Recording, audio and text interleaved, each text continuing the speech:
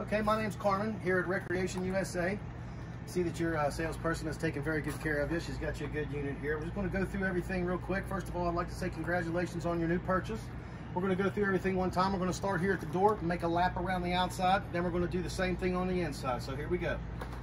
First of all, your locks. Recommend you lubricate these locks with WD-40 3, maybe 4 times a year. Maybe take the straw on the WD-40, cut it at a 45 so you can stick it in there, give them a little squirt, put the key in, actuate the key, open the door, hit your mechanism, hit your lock, hit your striker plate. Good to go. Next thing we're moving on to is your steps. Very important when you raise and lower these steps that you open this door 100% of the way. These steps don't have any power assist to them. So when you raise and lower them, make sure you grab onto them firmly. Bring them all the way up. Make sure that they're locked in place. Give a pull, make sure they're not going to fall on you. Close the door and you're ready to go. The opposite when you take them down. Now, I'm going to do a demonstration here and show you that if this door was closed just this much, if you come around here with the camera, I want you to see this little cleat right here. It would come down and it would catch your door. It would destroy your screen door. It's very important that this door is open 100% of the way. So when these steps come down, you have this clearance right here. Also, when you're setting this thing up, this here's your threshold. This piece of steel has to come down all the way to the threshold, just as it does right there. If it were up in the air like that, it would prevent your door from closing. You have adjustability on these legs. You pull the pin out, you slide the legs, depending on what this outer ground is like. If it was up at an angle or higher or lower, you can make an adjustment there so that this steel comes down on here and does not obstruct your door. The basic handle function lifts up and turns both directions. Coming along this way, these are weep holes. They allow moisture to come out. Please keep them unobstructed. Should any bug or animal get in there and clog them up, whatever it takes, toothpick, Q-tip, keep them unobstructed. They're a way for moisture on the inside to come down and wick its way to the outside. You have a cable and you have a 120 volt hookup. This is a mount for a television. Right here's your hookup for your television. Right here is your exhaust for your propane fired furnace. It is typical for this thing to run for approximately 20 seconds to purge out any old fumes that are in there and then ignite. Same thing when you shut it off. If it's burning and you shut it off, it's typical for the flames to go out and it will continue to run for a few moments to cool down. Also, I recommend you put stainless steel screens over this to keep the dirt daubers, or if you want to call them a mud wasp, whatever you want to call them, from going in here and building a nest. Whenever your LED lights for your awning are on, you'll see that you have LED accent lights in your speakers. They come on with your awning right here. You got an LED strip, you got the nice white awning. These arms are adjustable. We recommend anything over a 15-mile-an-hour wind or a light rain that you retract your awning. But if you have it out and it's lightly raining, by taking this knob and sliding these bars together and tightening that knob, you'll put a slight pitch on your top. It allows the water to run off. If it's running this way, that's fine. You can also pitch it the other way, that's fine. You can bring both of them down to cast more shade onto the front of your unit. No matter how you have it set, if it begins to rain or the wind picks up, you can simply retract it. You do not have to come back out here and set it. It's designed to retract and extend no matter how you have it set. Here we have a little storage container up front. You got little magnetic holders that come up here. Also recommend you hit these with WD-40. And down here, look inside your storage container right here. You have a switch right here for the front light. You have a tap light right here. Right here is your battery disconnect. To turn the batteries off, you simply turn that there and pull the handle out. That disconnects your batteries. If you want to winterize, or if you was going to leave it somewhere, you weren't going to use it for a while, you won't have to worry about that parasitic draw. Right here is your power inverter. Takes your DC power and creates 120 volts. That's pretty much it. You got a nice big storage area down here. And we'll close this light and we'll close this container. This unit has 2 batteries. One of them stays right in here. New deep cycle battery. You have a little fuse right here that's in line. You close this up. Right here, extra solar if you want to add solar. Directly wired to your batteries. You put a solar panel down on the ground, it plugs directly in right here. This is simply a vent to allow that battery to breathe. Please keep it unobstructed. Should a bee or a wasp or anything build a nest right there, just try to keep it clear. Basically, you got your little DOT marker light. You got a second battery up here in this storage, also with a vent, and you got a little work light. Keep the vent unobstructed. Down here you can see that's just a little storage container here. You also have a full-size spare. You don't have to worry about a little 20-mile donut, and you got your other deep cycle battery right there. You got your electric legs to lift and raise this thing. And the button is right here beside the hood.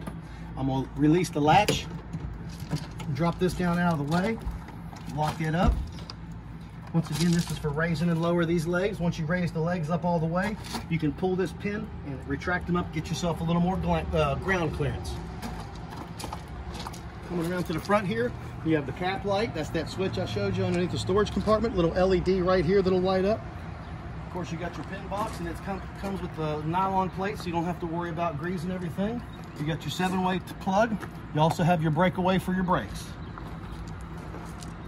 Whenever the slides come out, when this slide and this rubber come together, we recommend you lubricate this with slide lube. It's graphite and silicone based. Whatever you do, do not put WD-40 on this rubber. WD-40 will eat up that rubber. When this camper gets to you, highly recommend you take a picture of this information right here. It has your VIN number on it. It's very handy to have for warranty, for insurance purposes, and if you're ever out somewhere and you want to know if you can purchase something, whether it's compatible with your trailer, it's real handy to have that VIN number on your phone. It'll tell you that all these tires have been pumped up to 80 PSI. All of your lug nuts have been torqued down to 100 foot-pounds. Little closet right here where the propane stays. Here's your regulator. It's got a little notch right on here. When everything's green, that means you have pressure. That means you have fuel. If this little notch is pointing this way, you are working off this tank. If I turn it this direction, the little pointer is going this way, we're now working off this tank. Recommend you never go in the middle. Will not give you any more pressure because you're going through the regulator. If you're working off both tanks at the same time, when you run out, you will be completely out. It's better to be on one tank at a time. That way, if this one dies, you simply come out here and flip the switch. You can run on this one while you go get that one filled up. We're going to close this. Now, this is not a locking compartment. That's for safety reasons. Nice big storage area over here. Right here, you got a little tap light. You got your shower. This shower has a button on it. It is not for changing the shower spray pattern. It is simply an on and off switch. So if you were going somewhere and you wanted to conserve water, what you can do is you set your hot and your cold, you go like this, you turn it off. After you get your hair wet and you soap up, you can go back this, hit the switch, and you don't have to worry about readjusting your water. This is just an on and off switch. I'm gonna let that hang right here. This extra hose coming out here is for winterization. You would uncap this, you would stick this down a jug of antifreeze. When you turn on your pump, it will draw from here instead of drawing from your freshwater tank and go throughout your fixture. So that's what this hose is for. It's something you're not going to use unless you winterize. Right here is the valve for that. If this valve's turned in line, you're pulling out of your freshwater tank. If it's turned like this, you're going to be pulling out of here. So we're going to leave it like this. You're pulling water out of the freshwater tank. Just remember, if you go to winterize, you have to turn this. Right now, you would hook up your city water right here. If you're using city water, you do leave your 12-volt pump turned off. You put the hose on here and turn this to normal. You are filling up your freshwater tank. If you're using from your freshwater tank, you will be using your 12-volt pump. Once again, if you're using city water, that 12-volt pump stays off. Now this goes to a holding tank, and because this is a used unit, or regardless whether it's used or new, highly recommend that if you do use that freshwater tank that you sanitize it first, whether it be sanitizing tablets or bleach. Just don't trust it. Don't fill up and then start, drinking that water. You have inlets right here for cable. If they provide you cable, comes up through the hole, plugs in right here, goes throughout your camper. When you go to winterize and you're pulling your antifreeze in here, you're going to drain your hot water tank. You don't want that antifreeze to go in the hot water tank. You don't have to worry about getting in behind that. It's a built-in bypass switch right here. You're going to leave it on normal all the time. When you go to winterize, you turn it this way. Now it's bypassing. So when you drain that tank, your antifreeze will not go into the hot water tanks. It'll stay empty. And that's pretty much it for the water closet. You also have right up here is the black tank flush valve up on top. I just saw it. Right there's your black tank flush valve. After you drop your black tank and you want to fill it back up with water to rinse out, that's your flush valve for your black tank. We're going to show you right here is your hot water tank. Now this fires two separate ways. It has electric and it has propane. First of all, here's your drain plug. If you're going to winterize, you turn that bypass like I was showing you in there, you pull this plug out and it will drain all the water out of that. Behind here is a sacrificial anode rod. Just observe that rod. If it looks like it's eaten up, put a new one in. They're very cheap.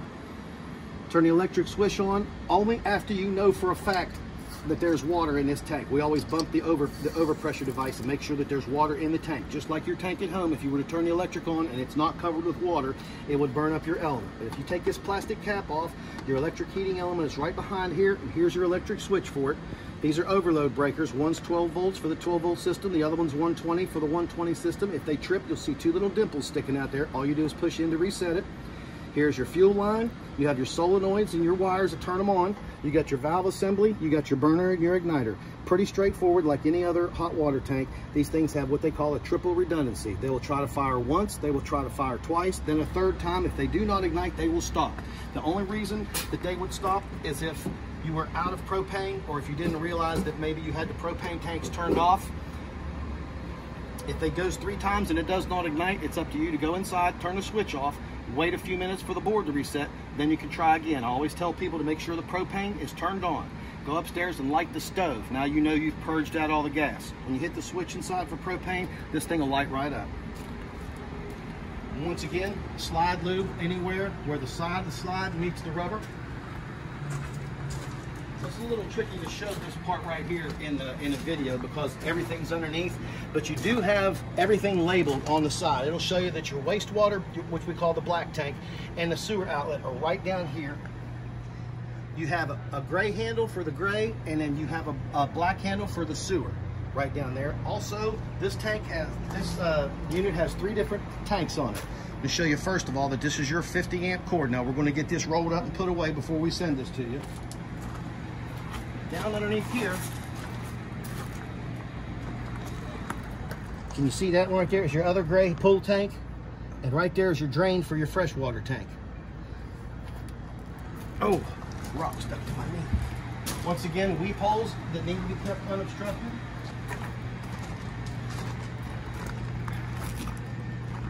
Pretty much it for the outside here. Coming around the back. What this is what we call pre-wired for a backup camera. There's no backup camera installed, but if you were to take 4 screws and take that flat plate off there, there's a 12 volt jack that would hook to a camera. You get color, you get infrared for nighttime, and I believe it has sound also. And there's a wireless monitor that you can keep up in the vehicle with. These right here are typically mounted, typically rated for about 250 pounds.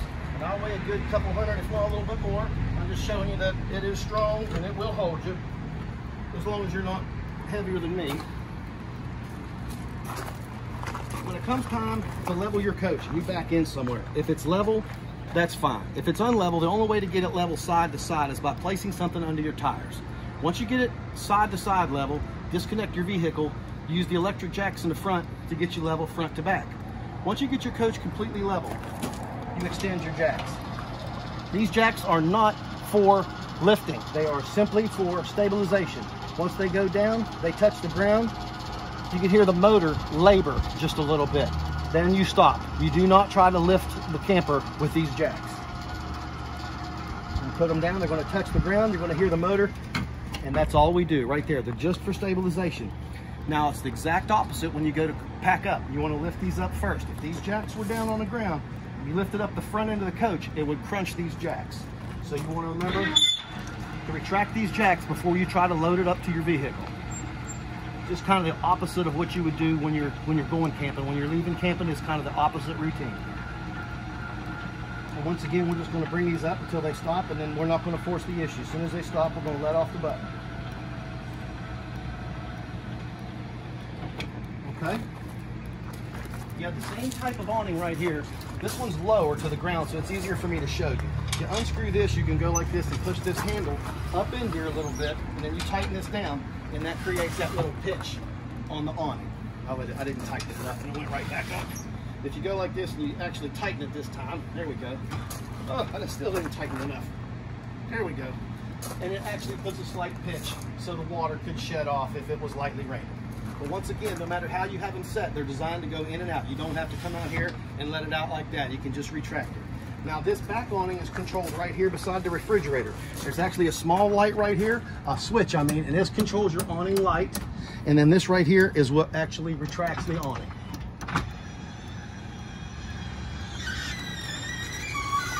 You bring it on in. You've got a nice little refrigerator here. And if you were here, you could feel how cold it is. Now you got hot and cold water out here in the sink. This sink does go to the drain outside. This is that pull handle very back. It's just for this sink right here. Up above, you got a tap light, and you have 120 volts. It's a nice little outside kitchen area. Go ahead and bring it down. Okay, this is the overflow for your freshwater tank. If you're filling that freshwater tank up and water comes pouring out of here, that means you're full. This right here is the exhaust vent for the fan that's over top of your cooktop. You leave it open like this to use the fan. If you're not using the fan, you can go like this. You can snap it down. It keeps the bugs from going in there and building a nest, and it keeps the AC and the heat from transferring. Once again, weep holes that need to be kept uninstructed, and we're pretty much ready to go up inside.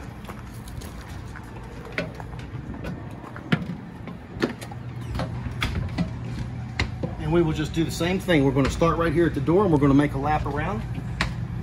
Of course, you have your fire extinguisher. This being a used unit, it's got a couple little decor things that we're just going to leave up there so that there are no holes in the wall. Very nice refrigerator. I don't know who had this unit, but they certainly did not use the refrigerator very much. It is like new. Everything's working. Everything's nice and clean, and not the slightest dent in the door.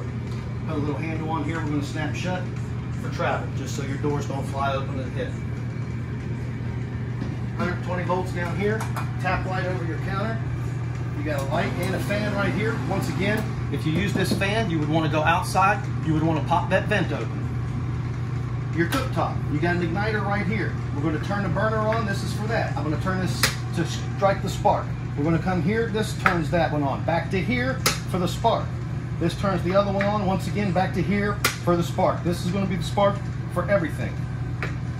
Whenever you're doing this and the steel gets hot, please let that steel cool down before you pull this glass down, because if you don't, it'll make this glass very hot, and before you know it, you'll put your hand on it and you will get burned. Light the stove is very simple. I got a little trick that I like to tell people. You can use this piece of glass for a reflector. Instead of getting down on your knees, you can actually turn it. You're not going to be able to see it on camera, but you can actually sit here and watch the spark, and you can actually sit here, turn it to flame, spark, ignite it, and you can actually watch the burner, but you're not going to be able to see it on the camera. But anyway, spark, here's your oven. Nice big drawer down below. A lot of people see these things, going to make the assumption that every drawer in here, every cabinet drawer, every shelf is only rated for 15 pounds. I've seen these campers come back, because it's a large camper, people like to fill it up with like cast iron or whatever. It's too much weight for it. If you're going to fill it up with Tupperware. Just remember, anything in here is rated for 15 pounds, and that's all. Coming around this way, you do have your microwave. Just touch it for a minute here so that you can see that the microwave actually does function. We'll let it go for a couple seconds here. Almost let it go to the end. Well, I just want you to see that the microwave actually does function, and it has been cleaned. It's in great shape. You have a backer right here if you wanted to put a TV up. These cables go down to your stereo, so the sound will go through your system. You got your cable and your 120 volts right here. You got a stereo system that has speakers inside and speakers outside. You have a zone A and a zone B. You can have them outside, you can have them inside, you can have them both. It's completely up to you. Comes with a remote control. You also have a remote control for your fireplace. Fireplace has a couple of different settings. You can turn the temperature up. You can set it to go off at a certain time. You can turn the heat on low, the heat on high. You can set it for a timer, 30 minutes to an hour to 2 hours to 3, 4, 5, depending on how long you want it to go before it shuts off. Anytime you're using that and it's making heat and you turn it off, it's typical for the fan to run a few more minutes to cool it down before it shuts off. I'm going to go ahead and shut off the power to the stereo. Okay, we're coming around this way. You got nice blinds. They're designed to, they definitely roll up nice, don't they? Tap light here, plenty of storage up and overhead. USB and 120 volts, USB and 120 volts. Of course, this folds out into a bed. Let me show you real quick here. The pillow cushions come off, folds up and out. These legs will drop down like this. It'll make you a little sleeping area. Folds up, folds right away. And then you reattach your Velcro back pads. There you are. When it comes to your chairs, you sit in a chair. Right here, you have a pull handle. You have to reach here and pull to get the thing to kick out, and then you have a recliner. Kick back in. Oh. Double tap on the cup. Ring and the lights underneath. Same thing over here. You can keep your remote controls in here. You also have 120 volts and a USB charger down in the armrest. When it comes to the island, you have 120 volts. You got your output for your heat. You also have an output for heat over here. Underneath, you have storage. On this side, you'll see that there is an LP and a propane and a carbon monoxide detector. If that thing goes off, first thing you do, open the door and ventilate, shut off your propane. Don't try to find something and then you get a whiff of something, you go down and nobody's coming to look for you. Tap light here, tap light there. Same thing right here, over the kitchen. Very nice, nice kitchen area. Plenty of storage. Everything functions. I'm going to show you your electrical panel. Basically, these are your two main breakers. Everything is labeled for you. 120 volts are all right through here. These are all 12 volts and everything's labeled. Beside there, we tell people there's a little red light supposed to come on if a fuse is out. They call it an idiot light. Don't rely on the light. If you see something like the lights are out in this kitchen and you come here and you don't see any lights still, pull the fuse out and check the fuse. Don't rely on that little light. You got a button right here. This is the control for your ceiling fan. That's off, that's on. You pull the chain on the ceiling fan, you can change the speeds. It also has a switch up on top. You can reverse direction. But the on and off switch is right here on the wall. The little paper towel holder right here above your thermostats. They're both the same. They're very straightforward. You just tap for the cool, tap for the heat, go around to the off position, and that would be off. Right now, we're just going to let everything run on cool high. It's all been tested. If you were here, I would go ahead and turn everything off and fire up the furnace for you. But since you're not here, we're going to keep the AC rolling. Step in here. You got a little compartment in here. You got your 120 down there. You got the switch up here. Somebody has made a little bracket to keep their child from rolling out of bed. It's just held in place by a little L bracket. It'd be very simple to take apart if you decided you want to take it down. Tap light here, tap light here. Now, I don't think this is going to go up with this being in place, but this does go up and latch into these holes. Recommend that anytime you're traveling, you leave it down just like this because you don't want to fall down. It will rip the cleats right out of the wall. You got a little shelf right here that clips up, give you a little extra storage. Anytime you get ready to put that slider in, you want to make sure this is down because as that slide comes in, it would just tear that thing right off the wall. Same thing with these cabinet doors. You wouldn't want them to be open where the slider door can come in and hit them. Just make sure that everything's closed. You got drawers here, here. They've already got a nice mount on the wall for your television. You got 120 volts, you got cable, and you have USB right there. It looks like they've added some extra shelving in here for you.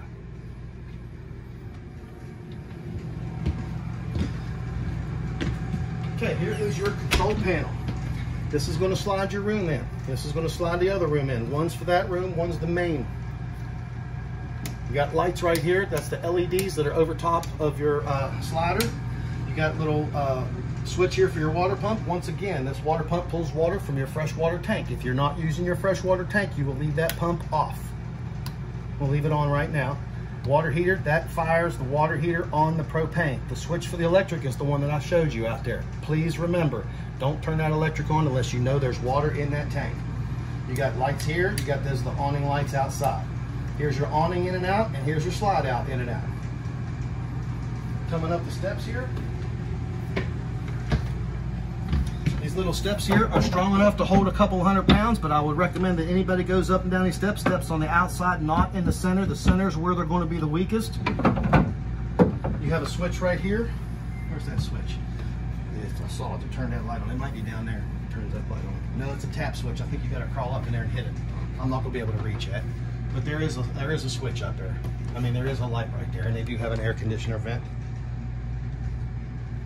Around to the bathroom.